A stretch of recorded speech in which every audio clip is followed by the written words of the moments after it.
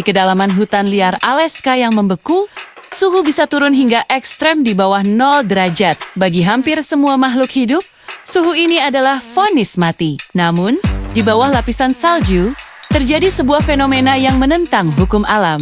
Seekor katak kecil tergeletak kaku, jantungnya telah berhenti berdetak, napasnya hilang, dan tubuhnya sekeras batu. Jika Anda menyentuhnya, ia terasa seperti bongkahan es tak bernyawa. Namun, saat matahari musim semi mulai menghangatkan tanah, sebuah keajaiban medis terjadi. Tubuh yang membatu itu perlahan mencair, jantungnya tiba-tiba berdenyut kembali. Dan dalam hitungan jam, ia melompat Sioliela tidak pernah mati. Katak kayu Alaska sang master, mati suri yang telah memecahkan rahasia keabadian fana melalui sains yang luar biasa. Bagaimana mungkin sel-sel hidup tidak hancur saat membeku? Biasanya, ketika air di dalam sel membeku, kristal es yang tajam akan merobek dinding sel dan membunuh organisme tersebut.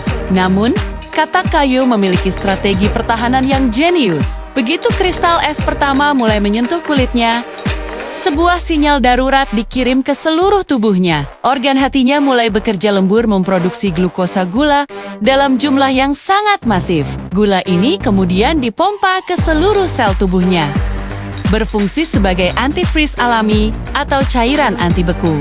Konsentrasi gula yang sangat tinggi ini mencegah sel-selnya mengkerut dan melindungi organ vital dari kerusakan permanen akibat kristal es. Selama hampir 7 bulan, katak ini berada dalam kondisi yang secara klinis disebut sebagai kematian. Sekitar 60 hingga 70% air di dalam tubuhnya berubah menjadi es. Tidak ada aktivitas otak, tidak ada aliran darah, dan tidak ada metabolisme yang terdeteksi. Para ilmuwan terpukau karena katak ini tidak hanya membeku satu kali, tetapi bisa melalui siklus Bekuker berulang kali selama masa transisi musim. Inilah daya tahan ekstrem yang tidak dimiliki spesies lain. Di titik ini, kita akan membahas bagaimana studi terhadap katak ini menjadi inspirasi bagi teknologi kedokteran masa depan, seperti pengawetan organ manusia untuk transplantasi jangka panjang. Momen yang paling dramatis adalah saat pencairan. Saat suhu lingkungan naik di atas 0 derajat, panas mulai merambat ke inti tubuh katak. Yang menakjubkan adalah jantungnya adalah organ pertama yang kembali hidup. Jantung itu mulai memompa darah yang kaya akan oksigen ke otak, memicu sistem saraf untuk bangun kembali. Proses ini berjalan dengan sangat cepat. Hanya dalam waktu kurang dari 1 hari, katak yang tadinya membatu sudah siap untuk mencari pasangan dan berkembang biak. Mereka berlomba dengan waktu musim semi yang singkat.